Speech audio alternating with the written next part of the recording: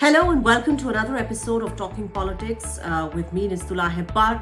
This week we will be looking at the amendments being made to the Registration of Births and Deaths Act of 1969. Now you may well wonder why we are taking up this issue rather than the more explosive one of a motion of no confidence being moved against the Modi government in the current session of the Lok Sabha, with the India group of opposition leaders going head to head with with the NDA benches in Parliament, etc., etc. But this is because I believe that the RBD Act amendments are going to make a major fundamental change in the way in which Indians are counted and Indians are reckoned with in terms of government documentation.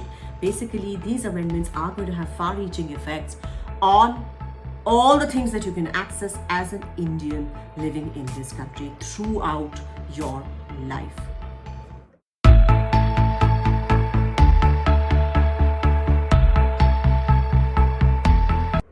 Hello, and as I said before, today we will be looking at the amendments being proposed into the Registration of Births and Deaths Act of 1969. In fact, this is the first time since that act was passed that it is proposed to be amended.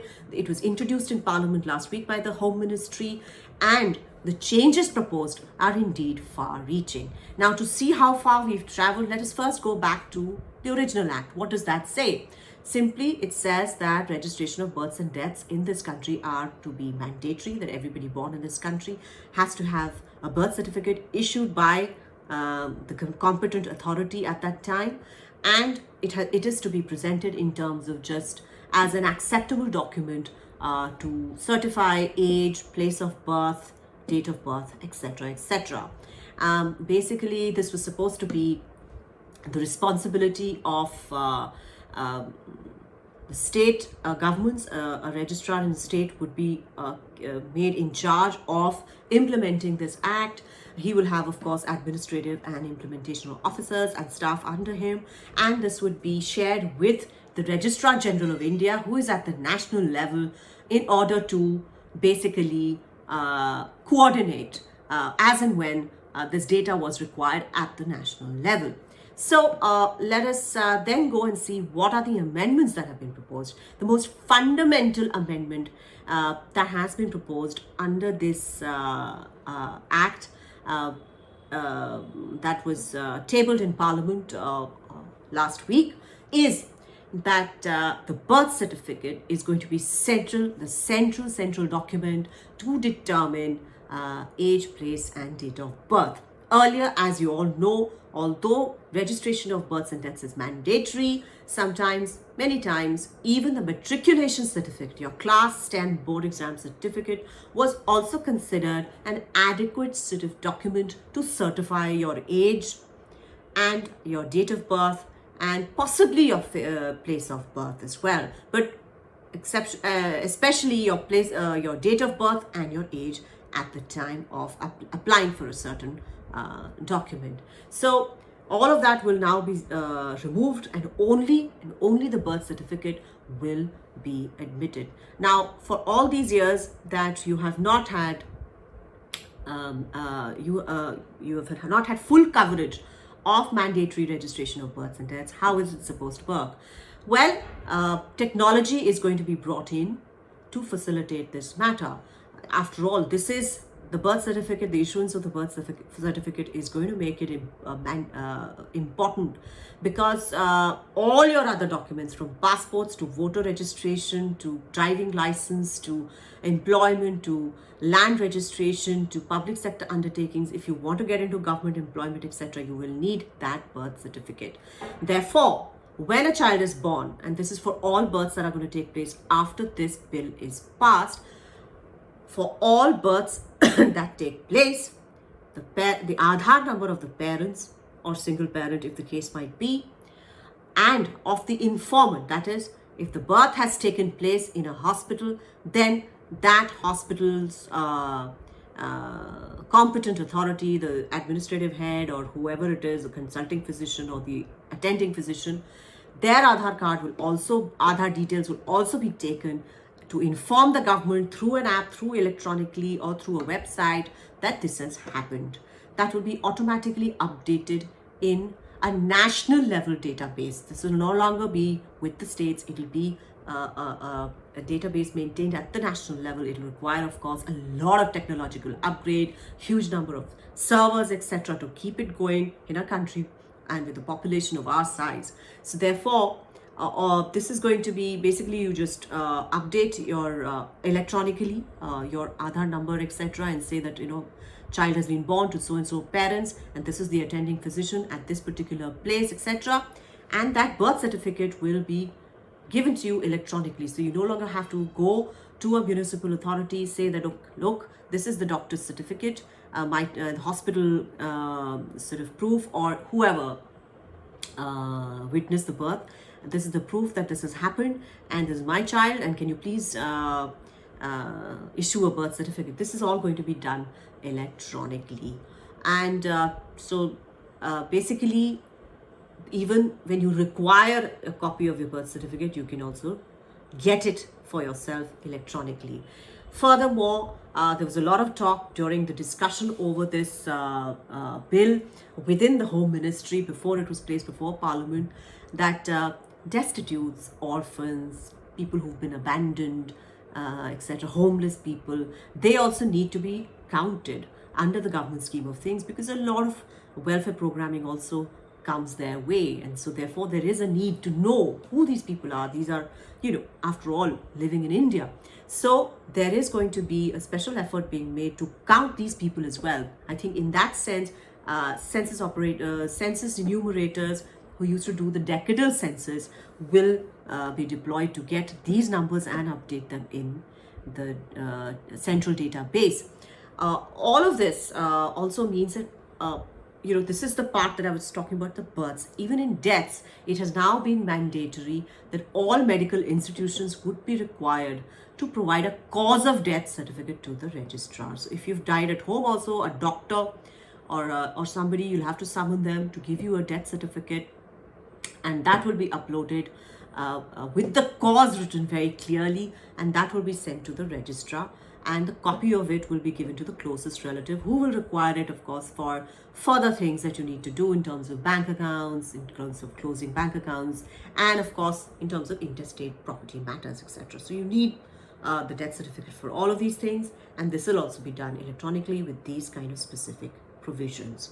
Lastly, in light of potential disasters or epidemics where a large number of people die suddenly or die in horrific circumstances where all these kind of bureaucratic niceties cannot be taken care of, special sub-registrars will be appointed to accelerate the registration of deaths and certificate issuance, because a lot of times, of course, you need certificates in a hurry for all sorts of other kind of processes in terms of property and other things. So you need kind of a swift sort of thing, so that people who are already suffering from a bereavement in horrendous circumstances don't have to suffer more in terms of bureaucratic red tape. Therefore, sub-registrars will be appointed to look after these things. The draft amendments would enable the Registrar General of India under the Ministry of Home Affairs to maintain a database of registered births and deaths at the national level. So the births and death database at the national level that will be available with the RGI will be used in turn to update the population register, the electoral register, like the electoral Election Commission of India can access this or can send requests for data to update their electoral rolls. So if you're born, say, in 2023, when the moment you reach 18 and the age of suffrage, there will be some information which will be shared between these two institutions to update their electoral rolls, and Aadhaar, ration card, passport and driving license databases. So all of this, there'll be a lot of sharing of data there. If the amendments are implemented, the center could use the data to update the National Population Register that was first proposed and prepared in 2010 and revised through door-to-door enumeration in 2015. Now, the NPR already has a database of 119 crore residents of India under the citizenship rules of 2003. It is the first steps towards creation of a national register of citizens. Now, the electronic registration, automatic updation centrally, and ubiquitousness of the birth certificate in terms of getting other documents necessary to live a comfortable life in this country will make centralization and updation of data related to it. It's an ongoing process and current.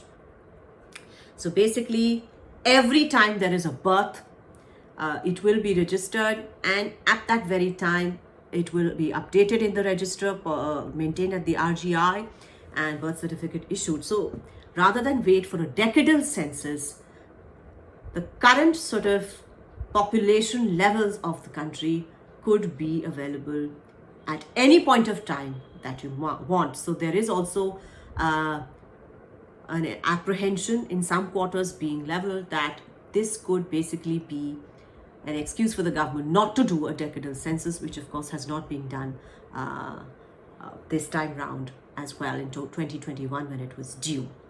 Well, it all sounds very good in terms of convenience for the ordinary citizen to have birth certificates, death certificates, etc. being done electronically and issued, these documents being issued electronically, that birth certificates being accepted as a one single document. Sometimes that really eases matters for people. But there have also been apprehensions expressed in certain quarters about what it could mean in terms of, say, privacy, or in terms of the very centrality of the birth certificate. Now, AIMIM MP Asaduddin Owaisi, in fact, wrote to the Registrar General of India expressing such apprehensions. He said that the most fundamental issue is that you have made the birth certificate the most important and possibly the only certificate or government document that you require for every further opportunity in this country, which includes education and employment.